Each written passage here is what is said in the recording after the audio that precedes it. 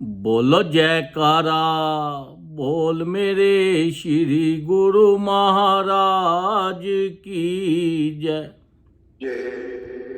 सौभाग्यशाली प्रेमी गुरमुखों, संसार में हर इंसान सुख चाहता है, तो सुख को हम इधर इधर ढूंढते हैं कि हम बढ़िया बढ़िया सामान खरीद लेंगे, बढ़िया चीज़ें ले लेंगे, परिवार बना लेंगे, बिजनेस कर लेंगे, इसमें सुख मिलेगा। पर सुख जो है वो संत महापुरुषों की शरण में जाके मिलता है, क्योंकि संत महापुरुष वो जगह जगह उन्होंने आश्रम जो बनाए हैं, तो वहाँ पे जाकर जब हम सत्संग सुनते हैं तो वो हमारा मन निर्मल हो जाता है। जो निर्मल मन हो जाता है तो भगवान उसमें खुद निवास करते हैं। जो संत महापुरुष हैं ये साक्षात भगवान का ही रूप होते हैं, पर इन्होंने संसार के अंदर साकार रूप लेकर तो आते हैं, क्योंकि जो परमात्मा है वो तो निराकार रूप है, उसका कोई आकार नहीं है। जैसे हमारी आत्मा है, ये शरीर के अंदर है, उसका भी कोई आकार नहीं है। वो देखो कि ना तो ये जलती है, ना ये मरती है, ना ये धूप में सूख सकती है, ना ही इसको कोई काट सकता है। कहीं पे भी ये हमेशा अजर अमर है ये आत्मा। हम ये आत्मा जो है इसको पूरा जो है, हमें ये जो मनुष्य जन्म मिला है इस शरीर के अंदर आई है, और आत्मा इसी शरीर से ही लाभ ले सकती है। अगर आप किसी दूसरे शरीर में चले गए, किसी पशु के, पक्षी के या किसी और में, तो उसमें आपको लाभ नहीं मिलेगा। ये जो मनुष्य शरीर मिला है ये परमात्मा की बड़ी अपार कृपा हुई है, और उससे भी ज़्यादा कृपा हुई है कि संत महापुरुषों की चरण शरण मिली है। क्योंकि संतों की शरण में जाने से ही हमारा कल्याण होता है। वो हमें युक्ति बताते हैं कि देखो ऐसे संसार में सांसारिक चीज़ों का भी आनंद लो और भजन भी करो, ताकि आपका कल्याण हो सके। क्योंकि जो संत महापुरुष हैं ये एक साबुन का काम करते हैं, हमारी आत्मा को निर्मल कर देते हैं। ये जो हमारे मन में विषय विकारों का जो मल फंसा पड़ा है, ये मल को निकाल के तो दूर कर देते हैं। जब उनकी दृष्टि हमारे ऊपर पड़ती है तो हमारे कई जन्मों के पाप कट जाते हैं। अब देखो हमारे पिछले जन्मों के पूर्व बहुत अच्छे भाग हैं, जो हमने दान पुण्य तपस्या बहुत कुछ किया, तब जाकर हमें संत महापुरुषों की शरण मिली है। क्योंकि संत महापुरुषों की शरण सभी को नहीं मिलती, ये इतनी आसानी से नहीं मिलती। फिर जो उन्होंने जो नाम दान हमें दिया है ये वो भी इतनी आसानी से नहीं मिलता। पर हमारे संत महापुरुषों ने तो हमारे ऊपर देखो कितनी अपार कृपा की है कि हमें नाम दान बख्शा है। जब संत महापुरुष कृपा करते हैं तो संत जो गुरुमुख होते हैं उनके अंदर रिद्धियाँ और सिद्धियाँ उनके आगे पीछे घूमती हैं। उनके मुख में, उनकी वाणी में इतनी ताकत दे देते हैं कि वो दूसरों का भी कल्याण करते हैं। अब एक बार देखो, एक ऋषि थे, जा रहे थे तो रास्ते में कुछ डाकू उनको पड़ गए। जब डाकू पड़ गए तो उन्होंने सोचा, भाई ऋषि ने बोला मेरे पास तो कुछ है नहीं, तो मुझे लूट के क्या करोगे। तो उन्होंने बोला भाई जो भी तेरे पास है वो हमें दे दो। तो उन्होंने क्या किया, भगवान को याद किया और सोने की 3-4 मोहरें बना के और वहाँ फेंक दी। अब ये उन्होंने बोला कि अब इसको उठा लो। जब वो उठाने की उन्होंने कोशिश की तो उनसे उठे ही नहीं, वो धरती के साथ ही चिपक गई। ऋषि बोले कि देखो भाई आपको तो हमने दी, पर अब आपके अंदर ताकत नहीं है तो ये कैसे उठेंगी।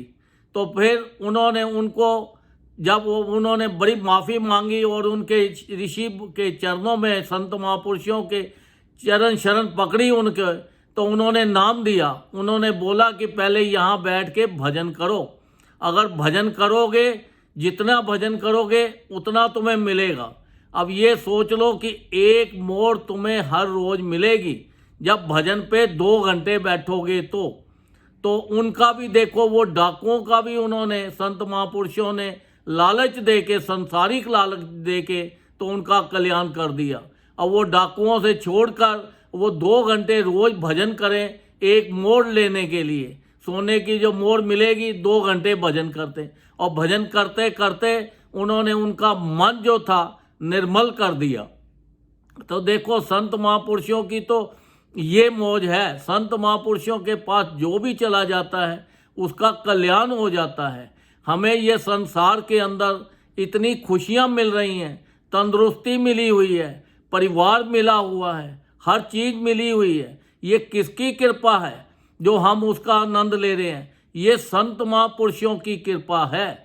ऐसे ऐसे भी आप संसार में लोग देखोगे जिनके पास बेअंत माया है, इतनी माया है कि वो संभालो संभाली ना जाए, फिर भी वो उसका सुख नहीं ले सकते, उस पैसे को यूज़ नहीं कर सकते, अपनी मन मर्जी से खाना नहीं खा सकते, अपनी मन मर्जी से कहीं घूम नहीं सकते, पैसा होते हुए भी, धन दौलत होते हुए भी उसका सुख प्राप्त नहीं कर सकते।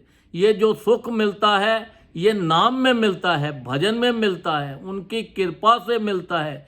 जब उनकी दृष्टि पड़ती है तो वो हमारे कई जन्मों के पाप खत्म करके वो सुख प्रदान कर देते हैं हमारे ऊपर। वो देखो गिरे से गिरा बंदा भी हो उसको भी उठा के वो बहुत अमीर कर देते हैं।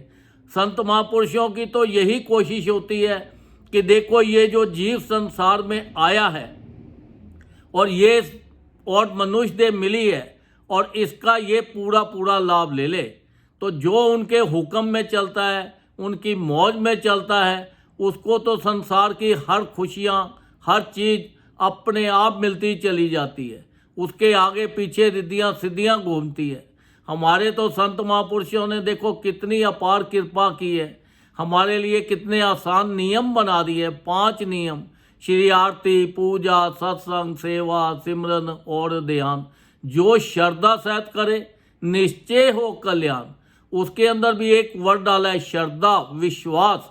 जब तक आपको अपने ऊपर पूरा विश्वास नहीं होगा, अपनी आत्मा को एकदम पक्का कर लो, इतना विश्वास बना लो कि देखो हमें ये भजन करना ही करना है, चाहे हमारा ध्यान लगे या ना लगे।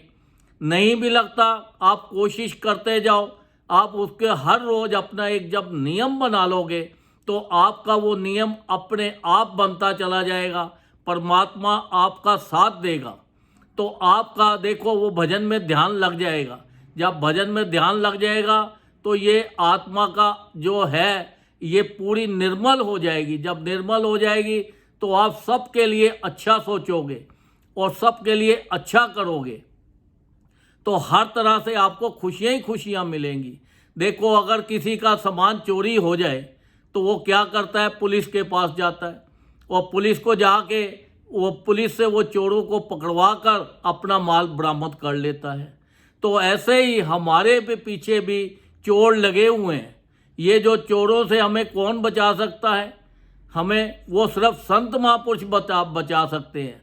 उनकी युक्ति है, वो कहते हैं सत्संग में जाओ, नाम जपो, ज़्यादा से ज़्यादा नाम जपोगे, आप भजन करोगे, आपका मन निर्मल हो जाएगा और ये जो चोर हैं ये आपसे डरेंगे, ये आपके पास नहीं आएंगे, आपको फिर गुस्सा नहीं आएगा, क्रोध नहीं आएगा, संसार की आप चीज़ों के पीछे ज़्यादा इधर उधर नहीं भागोगे, आप आनंद लोगे, आप विषय विकारों से बच जाओगे, आपका मन एकदम स्वच्छ हो जाएगा। जैसे कपड़े को धो के साबुन से साफ हो जाता है, कपड़ा एकदम नया निकल आता है, ऐसे ही हमारे मन के ऊपर जितनी मैल लगी हुई है ये भजन करने से सारी की सब मैल उतर जाती है। तो हम सब के लिए हमेशा अच्छा सोचते हैं, उठते बैठते चलते फिरते कहीं पे भी हो, आपका ध्यान उस परमात्मा की तरफ होना चाहिए। संसारिक काम भी करते रहो और परमात्मा को याद रखो, तो देखो जीवन में आपके आनंद ही आनंद आएगा। जहाँ पे भी जाओगे आपको पूरी रिस्पेक्ट मिलेगी, पूरा संसार में आपको इज्जत मान मिलेगा और धन की तो कोई कमी नहीं रहेगी आपकी, क्योंकि जहाँ पर भगवान हो वहाँ पर हर चीज़ की, किसी चीज़ की कमी नहीं रहती। एक बार लक्ष्मी थी, वो कहीं पे उनको सेठ जी के पास गई और कहने लगी, सेठ जी मैं कल आपके यहाँ से चले जाना है, तो आपको एक वरदान, आप कोई भी मांग लो, जो भी वरदान मांगना है मांग लो, ताकि आपको कोई मन में इच्छा ना रहे, तो मैं कल यहाँ से चले जाना है। अब सेठ जी बड़े परेशान हुए। उन्होंने अपनी औरत से बातचीत की, बच्चों से बातचीत की। उनके घर पे एक बहू थी, उसने बोला कि हाँ जी मैं वर मांग लूँ। तो सेठ जी ने बोला ठीक है। उन्होंने बोला कि लक्ष्मी ने एक ही वर देना है। तो जब लक्ष्मी आई तो उन्होंने बोला मांग लो, एक ही वर मिलेगा। तो उन्होंने बोला हमारे घर की ये जो बहू है, घर की जो बहू होती है ये लक्ष्मी होती है। ये भी जो भी अपने घर की बहुओं की रिस्पेक्ट करते हैं तो समझो वहाँ पे भी लक्ष्मी का वास है। तो ये जो लक्ष्मी, उसने एक ही वर मांगा। कहती है कि देखो हमारे परिवार में पूरा प्यार बना रहे और हमारे घर सुबह शाम हर रोज़ आरती पूजा होती रहे। जो संत महापुरुषों ने हमें नाम दिया है, हम नाम जपते रहें और हर वक्त हमारा ध्यान उस परमात्मा में रहे। लक्ष्मी ने कहा कि आपने ये क्या वर मांग लिया, क्योंकि जहाँ पर भगवान होते हैं वहाँ से तो मैं कभी जाती नहीं, तो वहाँ से तो मैं छोड़ के जा ही नहीं सकती, क्योंकि मैं तो भगवान के चरणों में हूँ। तो आप देखो, जितना आप ज़्यादा नाम जपोगे तो उतना ही आपके पास धन ज़्यादा आएगा और संसार की खुशियाँ आएंगी। क्योंकि जो परमात्मा है ये निराकार रूप है और साकार रूप में संत महापुरुषों की आए हैं। तो ये घट घट वासी हैं, ये सर्वव्यापी हैं, ये निराकार भी हैं, साकार भी हैं।